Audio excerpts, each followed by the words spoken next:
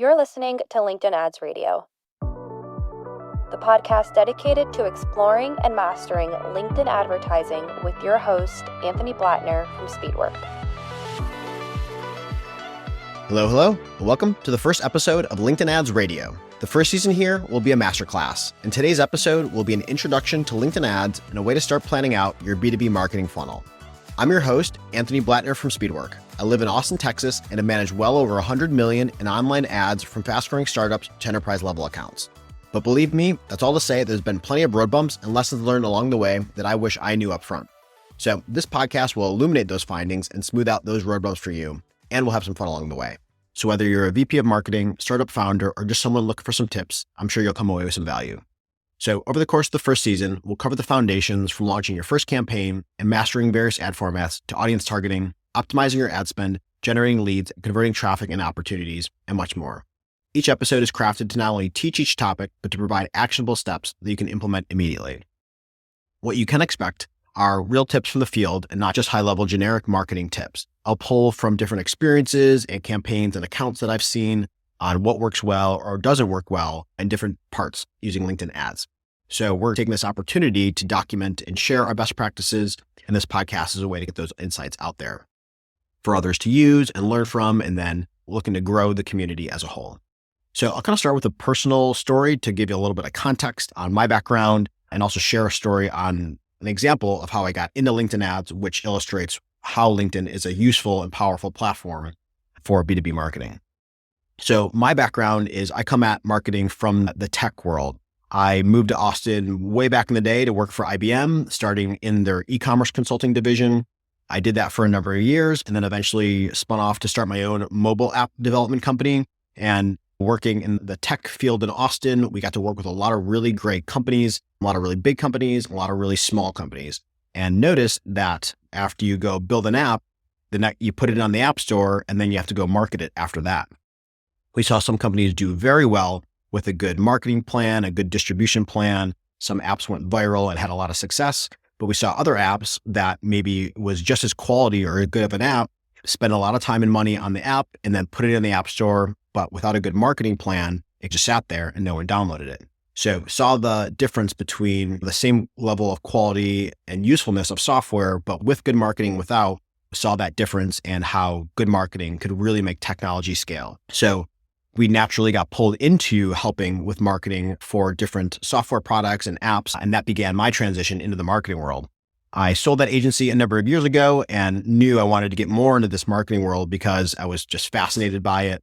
Back in the day, Facebook ads were the hot thing and everyone was talking about those. So that's where I started my journey, began in the Facebook ads, Google ads, traditional digital marketing, SEO and stuff like that. I remember an early client account that so clearly illustrated the power of LinkedIn ads. They were doing the gamut of different marketing services covering Facebook marketing, Google marketing, SEO, and LinkedIn ads. This was a data analytics platform. It was on the more expensive side. Costs could be up to like thousands per year. So typically it would be a company who would buy this given of the quality and price point that it offered. It was more about ingest a lot of data, create some different reports for that company. So it wouldn't often be a student doing this. Maybe a college department might, but a student wouldn't, and just somebody at home probably would not be buying this. So we were running a variety of different services for them, and started with, we took over this account and they were already running a lot of these different services, and noticing that Facebook was generating very cheap leads, Google was generating a good number of leads, and then LinkedIn had some leads as well. So, the metrics that you look at, Facebook had very cheap leads, and Google, people were searching for analytics solutions, and those look like very high intent leads. But when we actually investigated who these people were, we were finding that on Google, it was often maybe students looking for research or different tools to use for some of their research in their department. And they were using all the best practices for, keyword targeting and for exclusion, the demographic exclusion, but we were still finding that these were the people that were coming in and submitting the form. And then on Facebook, it was often like younger people and people that maybe like the flashy ad caught their eye. So we had this whole funnel and there was a lot of leads being passed to the sales team. And then they would say 90% of these leads are no good. We're not going to follow up with them. It's just too many leads for us to even follow up with. Noticing very quickly that the LinkedIn leads stood out. These were the right people that matched their ICP, that had the budget for what they were trying to sell to. So quickly, we just turned off the other channels and just focused on LinkedIn because those are the people that had the budget. We chose specific industry specializations that this platform served and had a lot of good case studies and examples for, and got to be like very targeted on who we reached out to. And while the costs look higher, the quality and the leads converting into sales was a much higher rate. And also it didn't waste the sales team's time to have to go chase leads that were not a good fit. Very early, that was like one case study that just stood out to me. And I was like, all right, LinkedIn is the place to be for B2B marketing.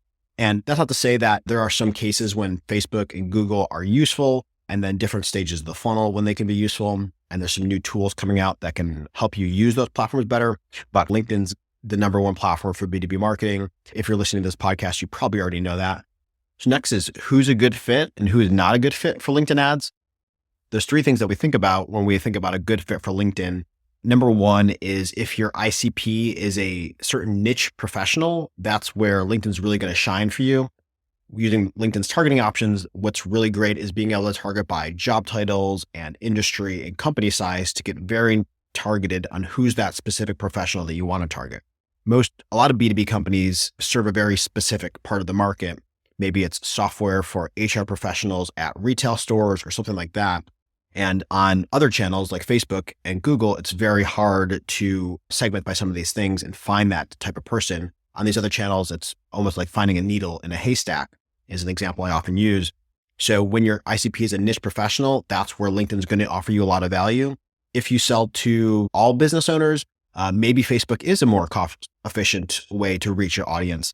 But if you need to target, say, HR professionals at big finance companies, that's very hard to find on other channels.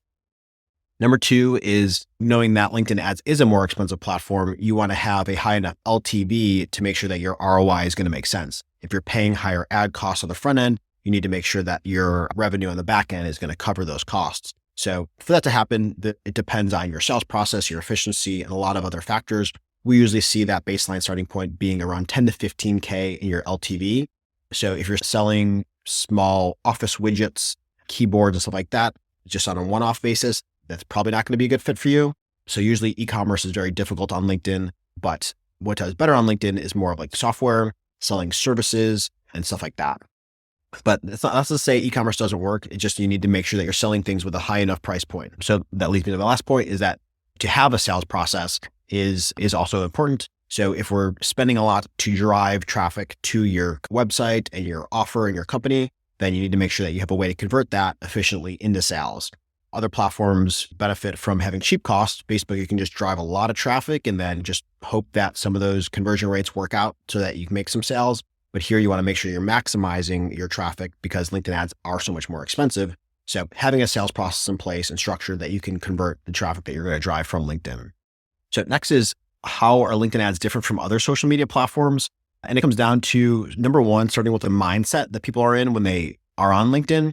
On LinkedIn, they're usually going to jump onto LinkedIn to do a very specific action. People are either going on to update their profile or going on to research somebody that they're having a meeting with in a few minutes. That's probably one of the most common.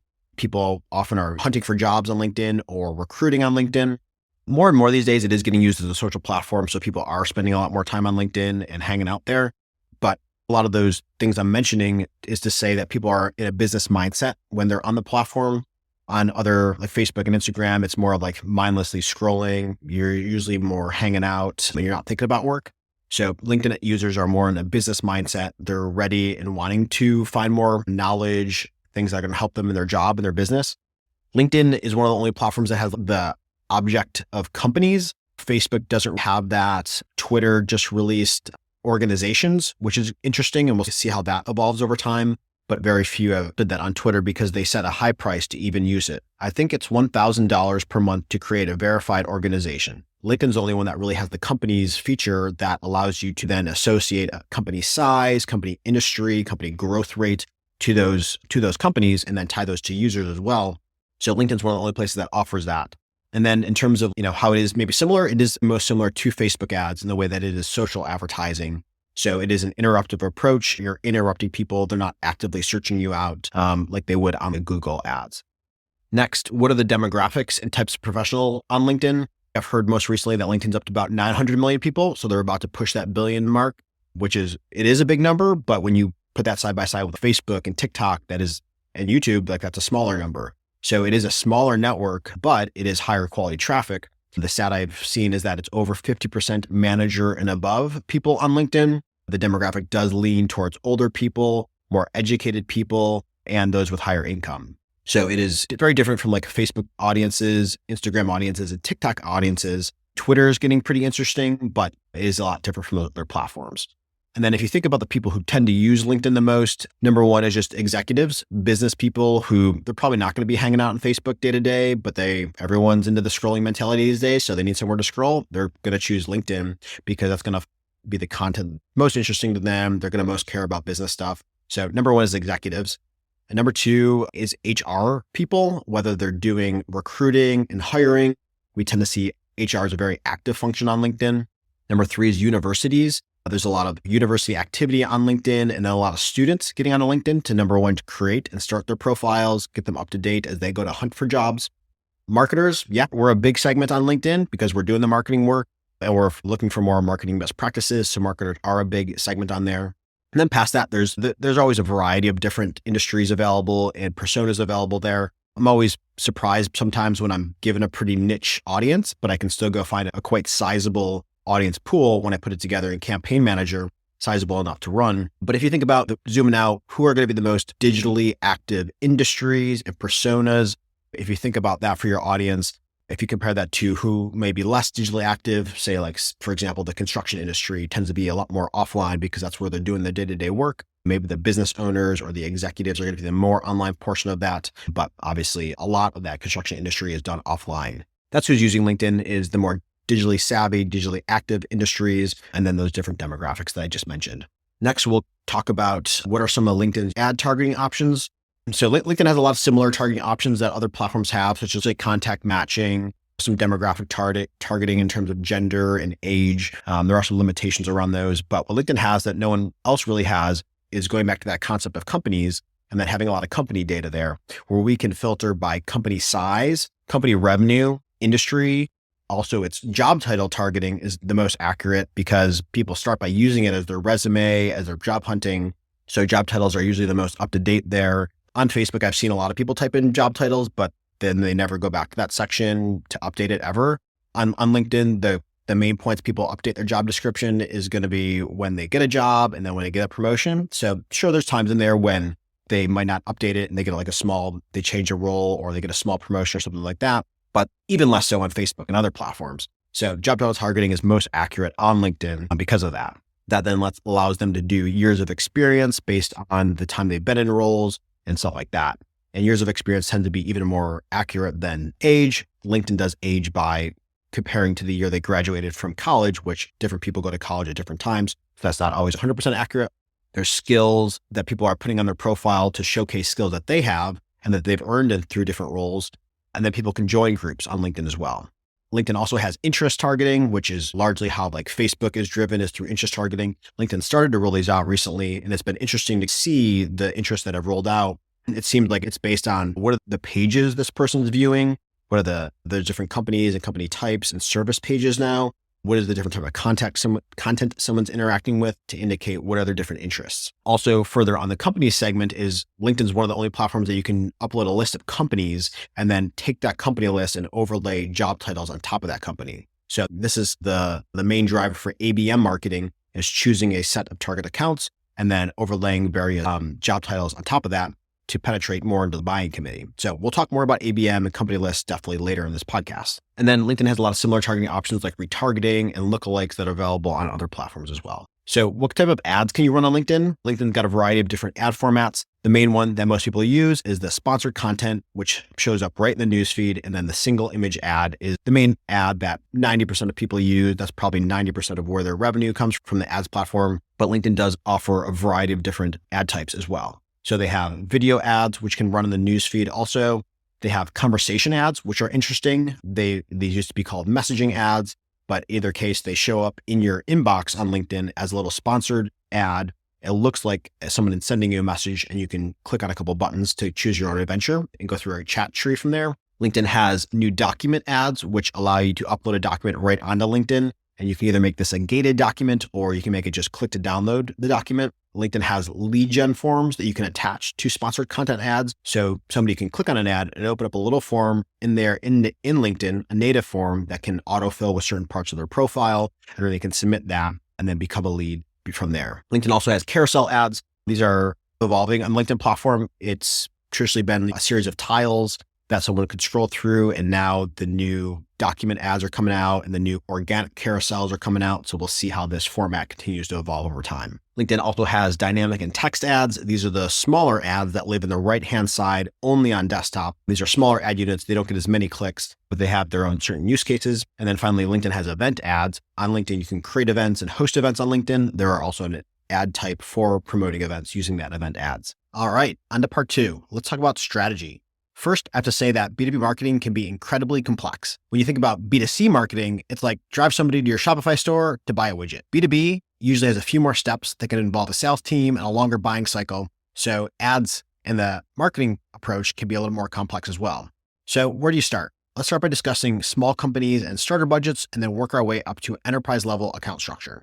Number 1 is small stage. So if you're a small business or a new startup, you likely want to be as cost efficient as possible. So I usually advocate for building your marketing funnel backwards. Your lowest hanging fruit is usually in your retargeting audiences. So start there. If a prospect is going to your website to learn more about you or your company page, that's the first person you want to market to. Here are some ideas of things you can put into those ads. Ads that showcase case studies, sharing wins from your customers. These help share a vision of what you can help these prospects achieve. Ads that explain your process and list the benefits of your service or product. Sometimes on sales calls, you might miss explaining certain things, or, people don't read every page on your website. So think of using retargeting ads as a type of air cover to fill in the gaps of things people might miss during the sales process. Next is ads with intro videos.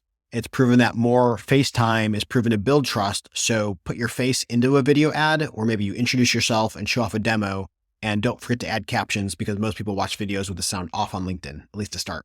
Next are ads with awards and testimonials. You could even screenshot those and put them right into the ads as a way to build credibility with your audience. Lastly, an idea is ads that promote subscribe and follow actions. So you can use follower ads and newsletter subscribe ads to get people into your organic circle to follow you, so then they continue to receive updates from you in the future for free. Think about using ads as a distribution mechanism to tell your story and build their desire. Next is mid-size stage. So now say you're a mid-sized company, maybe you've raised a round of funding, or maybe you've been around for a few years and are ready to hit the accelerator. One challenge I usually see at this stage is that many companies haven't really nailed their cold offer yet. An appealing offer on the front end is one of the keys to drawing interest from people who haven't heard about you before. With outbound marketing, until you have brand equity, you have to give value to earn attention. All right, so what does this funnel look like? At this stage, we're building out the cold and retargeting campaigns into stages. Cold, we're segmenting by persona. I visualize it as multiple highways into a city. You have to split test your audiences, and you have to split test your content. You also have to track users through the funnel with conversion tracking and attribution. Then we have our retargeting stage. We're segmenting by interest, depending on who someone is and what actions they've already done. Again, with lower prior awareness, you need to use retargeting to convey your story. We're segmenting by engagers who haven't yet scheduled a demo. Then we have high intent leads who haven't become an opportunity yet. And then we have opportunities who haven't closed yet. So these are different stages of your retargeting campaigns.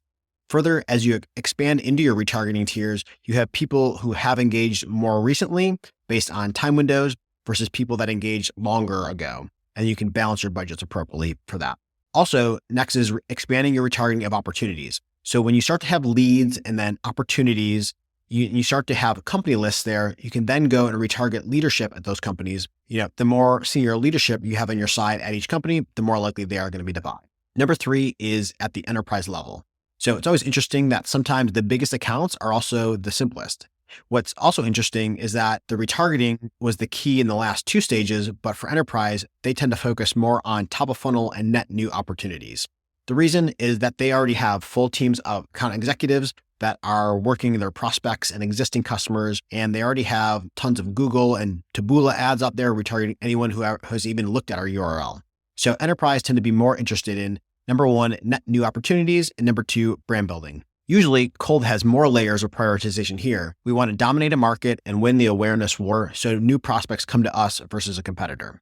For enterprise approaches, the key is integrating with other efforts so that all sales and marketing efforts can work together most effectively. You want to sync your target accounts list to pair ads with other outbound efforts and partnerships that are going on. And it's about synchronizing your content and your messaging with quarterly themes, new product launches, and new offers so that a prospect is going to see that on multiple different channels and kind of wherever they go so that it packs the biggest punch. We also want to plan ahead for different seasonal campaigns that will capitalize on the yearly trends that we know this industry goes through and these different buying cycle trends. Lastly is that yes, efficiency is always important, but usually at the enterprise level, we're strategizing on all the different ways that we can push as much volume as possible from a specific segment. All right, so to recap and summarize, we covered a lot today. The most important takeaways are who is and isn't a good fit for LinkedIn ads. So some signs that you are a good fit for LinkedIn ads is if you sell to a very specific type of professional and you want to target by job title and industry. Number 2 is if you have a high lifetime customer value so that the ROI works out. And number 3, that you have a sales process to maximize this more expensive traffic. Next is how does LinkedIn fit into your overall marketing strategy at each level of company size? You want to build your funnel backwards. And for small companies, it's about starting with retargeting and going after the lowest hanging fruit first. At mid-sized companies, you want to really work on nailing your cold offer and building out an extensive retargeting funnel. And then finally, for enterprise companies, it's about synchronizing your efforts so you have the biggest punch on a global scale. All right, so that's a wrap for episode 1. Head over to episode 2 and learn how to set up your profile and page for success. Thanks for listening to LinkedIn Ads Radio. That's it for this episode. Stay tuned for more.